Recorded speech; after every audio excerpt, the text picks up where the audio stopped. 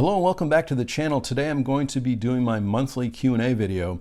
But before I do, I wanted to let everyone know that I'm really thankful that the channel has been growing so much, and I'm planning to do a live Q&A when the channel reaches 2,000 subscribers. So, but thanks so much for watching and commenting and really interacting on the channel. I really do appreciate it so much. So the live Q&A will probably be on a Sunday. It will probably be in the afternoon on a Sunday. But if you have a suggestion for a good time that works for everyone, please leave me a comment below and I'll certainly consider that. So I printed out my questions as I always do for the Q&A videos, and I have the first question is from Real Cinema. What are some of your favorite silent films? Now, I'm not an expert in silent films by any means, but I do like a few silent films.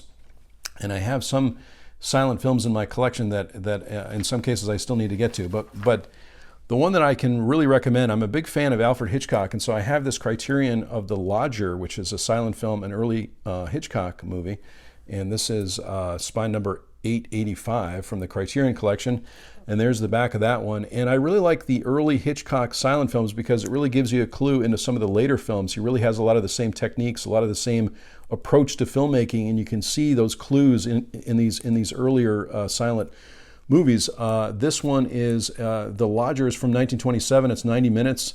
But also on this one too, there's another silent feature that he did in 1927 called Downhill. So you got actually two silent films from Hitchcock on this particular release.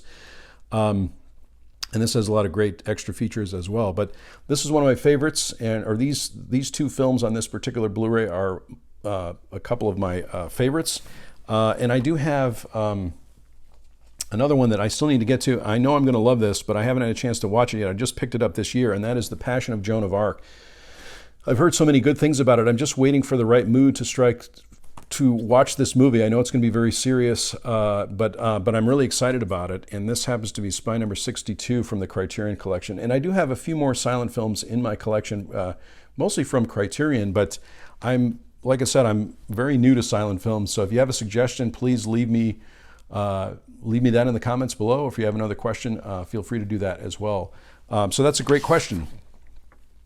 The next one comes from Dan. Do you have a favorite DVD commentary? Dan mentioned in his comments here, Shaun of the Dead, Life of Brian, and Apollo 13, all films that I really like a lot.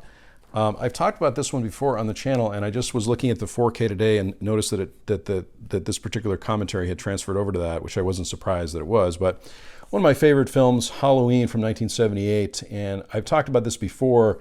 You can see too, this has so many special features on it, but it does have a commentary with John Carpenter and Jamie Lee Curtis, which is one of my favorites. It's a really entertaining commentary. I really like, in a commentary, I typically like when the director, the actors, they add some things to it rather than just say, I was in this scene and this is what we were doing. I really like when they have some additional conversation or give us some insight into the process of the film. And I think in this particular case, it's a really entertaining one. So there's the back of that one too. But you can see too that this has disc 1 is the 4K scan, and then it's got 2 Blu-rays with some extra features on it.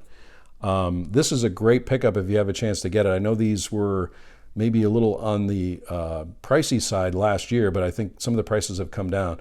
But this is one that I highly recommend. And I did want to make a note too. I haven't been listening to a lot of commentaries lately, but I do enjoy any Q&A commentary by Jim Jarmusch. I'm a big fan of Jim Jarmusch. David Lynch, Carpenter, Sidney Lumet. There's a certain group of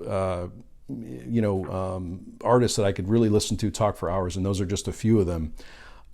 So that is a great question. I really appreciate that. Thanks also to Dan. The next one is from Robert. If you could have a piece of equipment that may improve your watching experience, what might it be? The first thing that comes to mind is I probably need a better sound system. I have a sound bar, but it's pretty simple. So I would want to get a sound bar. So again, if you have any suggestions, let me know in the comments below. But I currently have a 55-inch TV. I'd love to get a new TV, a new 4K TV, maybe 60 plus inches if possible. But I have right now two 55-inch TVs, and I really enjoy those. But that's a great question, and I really need to give that some additional thought too, because I'm sure I'm going to be upgrading at some point. Great question. The next one is from Andreas. My question this time is twofold. One, have you seen the film New Centurions with George C. Scott? And two, do you have a favorite cop movie? Mine is New Centurions and the movie 48 Hours with Eddie Murphy. I have not seen New Centurions, but I believe when you left this comment, I picked up a copy of it based on your recommendation, and I have it. This is an indicator release. Again, it may have been released in other places, but this happens to be the indicator release, which, again, I haven't seen this yet, but I took it off the recommendation. My indicator order came in a while back, and I haven't had a chance to watch this one. But based on your recommendation, and given that it's from 1972, I'm probably going to really enjoy this one. So thanks for the recommendation on that. And I have a few more cop films or crime dramas. Now, I'm sure I could pick a lot of these, but I picked a few that have always been at the top of my list, and one that's a new one.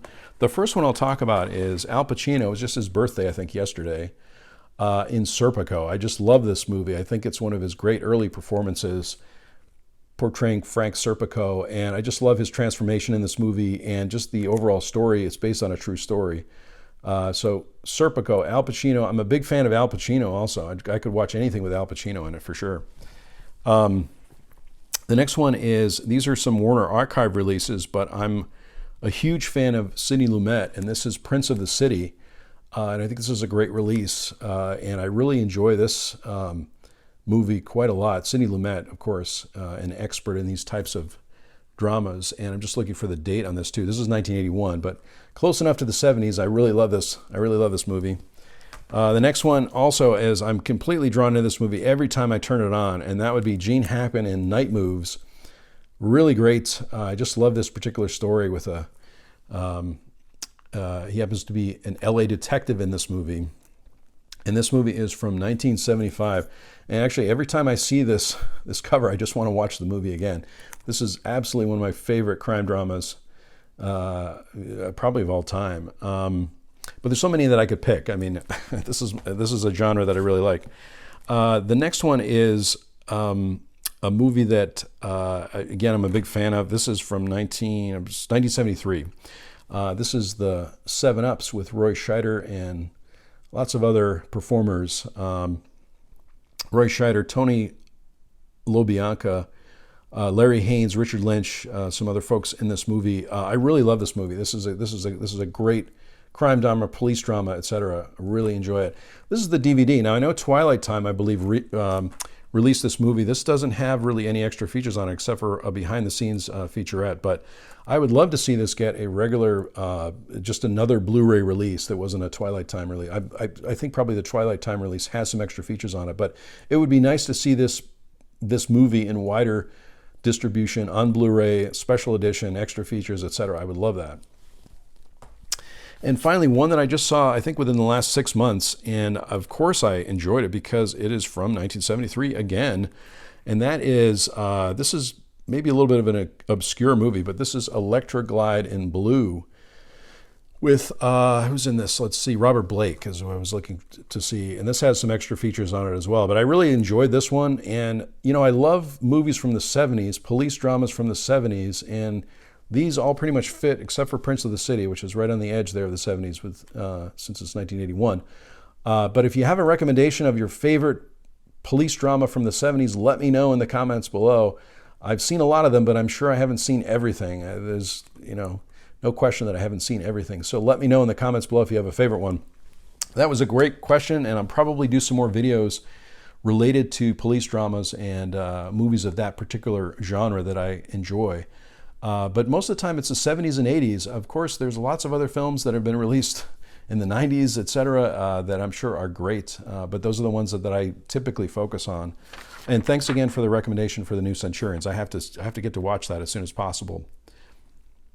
And the final question comes from Vanessa, who's a friend of the channel, and I really appreciate this question. And I answered this question, I think, in the comments, but I'm going to answer it here as well. If money was no object, what would your dream Criterion haul look like? And again, I wrote down here, my answer here was everything in all formats. So I have mostly Blu-rays, a few DVDs, but I would love to have Laserdiscs, DVDs, all the releases from the Criterion collection if money was no object. Now, obviously that's not the case, but I would get everything in the Criterion collection if I could. I would study all those films and collect all the formats. I mean, I've even thought of, if I end up going to you know, a flea market sale or something along those lines, if I saw an old Criterion that you know, was a DVD that maybe I already had a copy of a Blu-ray of, I would still pick that up because I like the Criterion collection so much. So thanks so much for that question. I think you probably already knew the answer to it. And you know, I'm slowly building my Criterion collection, but I'm doing it a few titles at a time. And I think, like I said, like I've probably said in previous videos, I think I'm a little bit over 350 titles at this point. Obviously, Criterion has over 1,000 titles, so if I could pick up all those, that would be great. Once again, thanks so much for these questions. I really enjoy doing these videos. If you have a question for the live Q&A, let me know in the comments below, because I think that'll be the next one I'm going to do. And you know, like as I said previously, I'm so thankful that the channel's been growing, and I so appreciate all the support, all the comments, all the questions. So please keep those coming. Let's keep the dialogue moving in the comments section below. If you like this video, click on like. If you haven't subscribed to my channel, please do subscribe. That would be awesome. I sincerely hope that everyone is safe and well. I'll talk to you soon.